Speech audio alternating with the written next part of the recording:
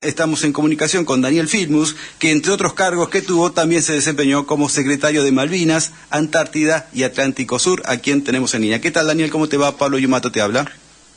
¿Qué tal? Buenas tardes, ¿cómo estás? Bien, muchas gracias por atendernos, Daniel. Por favor. Bueno, a ver, ¿qué te pareció el discurso de Milei el miércoles pasado, 2 de abril?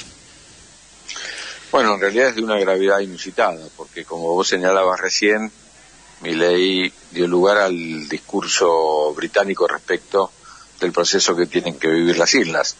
Te recuerdo a vos y a los oyentes que cuando se discutió en 1975 en Naciones Unidas la resolución 2065, en ese momento hubo un debate muy fuerte respecto de si había que atender a los intereses de los isleños, como decía Argentina, o a los deseos de los isleños, como decía Reino Unido. La discusión fue saldada en realidad por el embajador uruguayo, que habló muy fuertemente que no se le puede preguntar al que es un intruso de quién quiere que sea esa tierra. Claro. Que se puede respetar porque están viviendo ahí, y incluso la Constitución argentina habla de respetar el modo de vida de los isleños, pero de ninguna manera se le puede preguntar al usurpador que tiene un pasaporte británico de quién tiene que ser esa tierra. Justamente es el único caso que Naciones Unidas tiene como mecanismo de descolonización que no haya autodeterminación, sino que la descolonización tiene que surgir del acuerdo entre Reino Unido y Argentina. Incluso a partir de ese momento, en 1966, te quiero decir que Reino Unido no votó en contra de esta resolución. Mirá. Se abstuvo, es decir, que la miró bien, y a fin de ese año, del 66, Reino Unido empezó las conversaciones para entregarnos Malvinas. Todo esto fue cortado luego en el 82, como sabemos, pero el embajador Stewart vino a la Argentina y dio lugar a todo un proceso donde Argentina, incluso ya pensando en cómo iba a ser la transición, colocó YPF allí, fue el primero en llevar escuelas a las Malvinas, llevó el gas, llevó el correo, llegó y construyó el aeropuerto. Mirá. Es decir, que estábamos en un proceso donde era claro que Argentina iba a recuperar el ejercicio de la soberanía. Te aclaro otra cosa más, que se equivoca Milei, pero simplemente de ignorante y, como dijo Cristina, de cipayo. En realidad, el año pasado ocurrió un hecho muy importante, que es que un país que no es ninguna potencia, porque lo que nos decía Milei es que cuando seamos potencia ellos van a querer ser argentinos, un país que no es ninguna potencia, como es la isla Mauricio, recuperó el archipiélago de Chagos de los británicos, que durante 50 años se lo sacaron. Mira. ¿Cómo lo recuperó si no era una potencia? Bueno, lo recuperó justamente porque tenía el apoyo y la solidaridad de todos los países del mundo, y da la casualidad que si la resolución de Naciones Unidas de la que te hablaba recién es la 2065, la de Chagos era la 2066, es decir, un tiempo relativamente similar al que llevamos nosotros con esa resolución. Al final se resolvió favorablemente para Mauricio. Así que las dos cosas son equivocadas. No es el mecanismo de autodeterminación, tampoco depende de que seamos una potencia o no. Exacto. La Confederación de Combatientes de Malvinas lo denunció justamente por estos dichos, por traición a la patria. ¿Estás de acuerdo con esta acusación? Sí, no sé si da para, en general, ya lo hemos hablado de eso, incluso cuando la quisieron acusar a Cristina de esto, es para casos de guerra, pero el juicio político, sin lugar a dudas, por desconocer la Constitución Nacional. Estamos hablando que el artículo primero, la cláusula transitoria primera de la Constitución Nacional, aclara que es imprescriptible la demanda argentina sobre las islas y que el mecanismo justamente es la negociación pacífica bilateral. Bien, bien. Daniel, vos sabés que hace un par de semanas la Cámara de Casación Penal hizo lugar a un reclamo histórico de los excombatientes y habilitó a la Corte Suprema de Justicia para que se pronuncie sobre las torturas y vejámenes de militares argentinos contra sus propios subordinados en plena guerra de Malvinas. Impresionante esto. ¿Qué se sabe acerca de este tema y cómo debería actuar la justicia si este hecho aberrante se comprueba finalmente?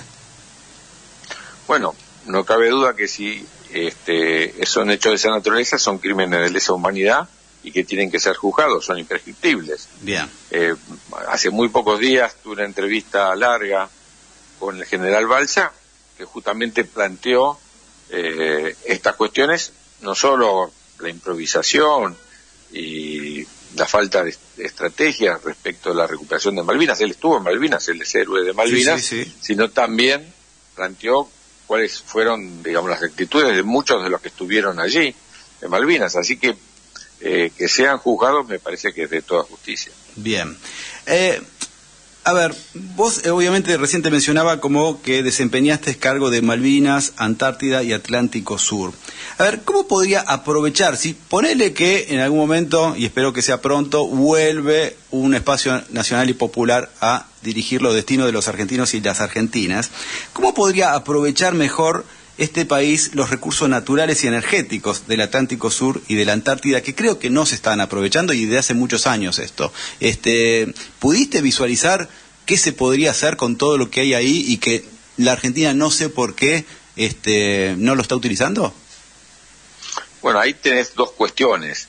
En primer lugar, Argentina ha pasado históricamente desde la vuelta a la democracia, es decir, después del 82, por una política pendular respecto al Atlántico Sur y a Malvinas. Gobiernos que se preocuparon y que avanzaron, y gobiernos que hicieron todo lo contrario. Digamos, no es la primera vez esta declaración de Milei, la más grave. Sí, claro. Pero también tuvimos en los 90 las relaciones carnales, o tuvimos durante mucho tiempo lo que se llamó política de seducción. Sí. Tuvimos con Macri lo que se llamó el comunicado conjunto Forador y Duncan, donde todo lo contrario, en lugar de poner cómo Argentina tiene que extraer las riquezas del Atlántico Sur, ponía cómo Argentina tiene que facilitar el intruso para que se ve la riqueza, que son de 45 millones de argentinos. Lo mismo firmó Mondino hace poco con el canciller británico. Entonces, los proyectos de investigación y de desarrollo respecto del Atlántico Sur tienen que ser proyectos de mediano y largo plazo.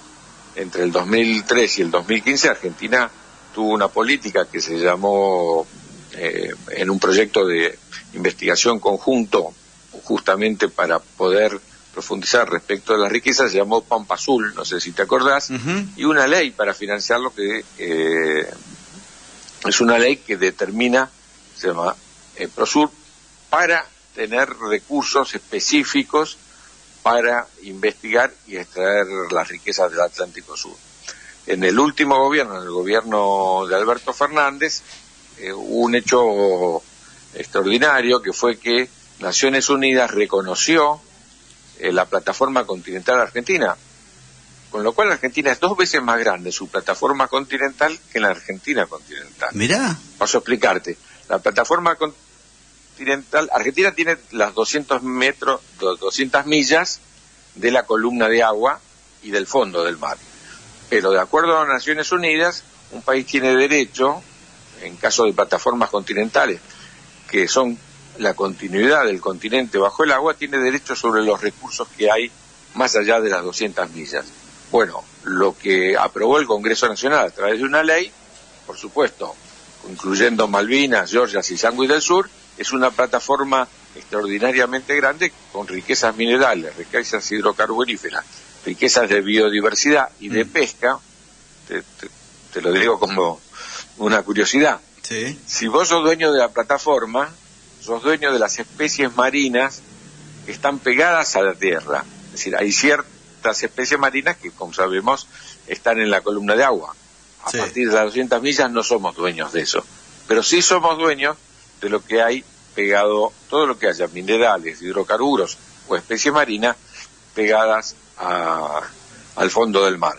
Bueno, Argentina por primera vez tiene una ley que fija que eso es pasible de explotación económica, pero evidentemente eso no se está haciendo en la dimensión que habría que realizarlo, y por supuesto este gobierno le da totalmente a la espalda. Argentina es claramente un país marítimo, es la segunda plataforma continental más grande del mundo. Mirá. Y Argentina tiene riquezas enormes. Distinto es, porque lo incluiste en la pregunta, el caso de la Antártida. Sí. En la Antártida, Argentina es el país con mayor antigüedad, que tiene más bases, es la sede del Tratado Antártico. Sin embargo, el acuerdo del Tratado Antártico impide que haya otra explotación comercial que no sea la del turismo. De esa manera, aunque Argentina reclama una buena parte de la Antártida en forma soberana, no hay condiciones, y está muy bien que sea así para... Debe ser para todos los países igual, me imagino. Exactamente, claro. Para cuidarlo para las generaciones futuras, que no haya explotaciones económicas, sino, aparte del calentamiento global, dicho sea de paso que mi ley no reconoce, tendríamos también condiciones de deterioro de la Antártida, que es el reservorio más importante, por ejemplo, de agua dulce del mundo. Qué bárbaro. Daniel, aprovechando un poco de tu forma de ser, más que nada, y faltando unos minutitos nada más para terminar el programa, te cambio un poco de tema, y me gustaría saber, como ex senador que fuiste, ¿qué te pareció que la Cámara Alta haya rechazado los pliegos de los dos candidatos del gobierno a ocupar lugares en la Corte Suprema de Justicia, Manuel García Mansilla y Ariel Lijo? Nada, una acotación tuya me gustaría. Mira, realmente es un hecho enormemente saludable para la República, ¿no? Bien. Aquellos que dicen que quieren defender la democracia, la división de poderes, bueno, como Macri en su momento cuando mandó la propuesta, que por suerte volvió para atrás, de colocar bajo decreto miembros de la Corte Suprema, hoy el Parlamento le ha dicho que no a Milei, y me parece que es una excelente decisión del Parlamento, y me parece muy bueno que sea multipartidaria, es decir, que sí, representantes de varias fuerzas políticas lo hayan hecho, y lo que parece una vergüenza, cuando lees hoy mismo los diarios, es esta presión que está haciendo el gobierno sobre García Mansilla para que no renuncie. Para que no renuncie, ¿no? Sería... ¿Cómo? Pero aparte no puede... El Parlamento le dice que es ilegal y que es anticonstitucional, y va a generar una crisis de poderes enorme, pero a 40 años de democracia y después de que los argentinos ya hemos definido que esta es nuestra forma de vida, me parece un riesgo enorme que un poder ejecutivo arrase, como lo está haciendo con el poder legislativo, también lo haga con el poder judicial.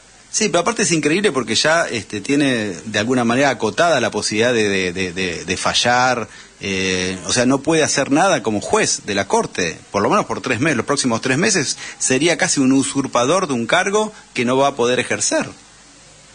Sí, y uno se pregunta entonces por qué lo hace. Exacto. Bueno, te digo, para quien está escuchando, si uno lee, últimamente salieron un conjunto de libros, Los Ingenieros del Caos, o sí. El Modo de Kremlin, hay que leerlos, Síndrome 1933, donde explican un poco cómo funciona esta mirada del poder que tienen ellos, y en buena medida funciona con la idea de que no pueden volver atrás. Claro. Que independientemente de que no tengan ninguna razón, no vuelven atrás, justamente porque sería una demostración de debilidad.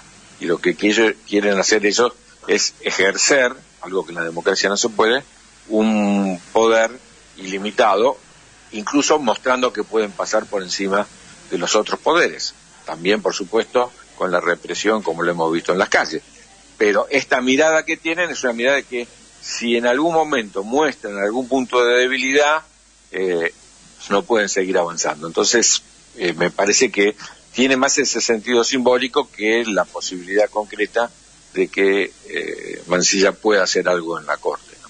Perfecto. Bueno, Daniel, millones de gracias, como siempre, por este contacto y, bueno, por transmitirnos todo lo que sabes en relación a distintos temas que te vamos planteando. Será hasta la próxima. Muy amable, ¿eh? Un abrazo grande. Abrazo grande. Bueno, estuvimos hablando con Daniel Filmus, que entre otros cargos que tuvo, como dijimos al comienzo de la entrevista, se desempeñó también como secretario de Malvinas, Antártida y Atlántico Sur. Obviamente fue senador, y así que también pudimos charlar un poquito acerca de lo que sucedió en la Cámara de Senadores, que rechazaron los pliegos de los candidatos del gobierno para ocupar un cargo en la Corte Suprema de Justicia.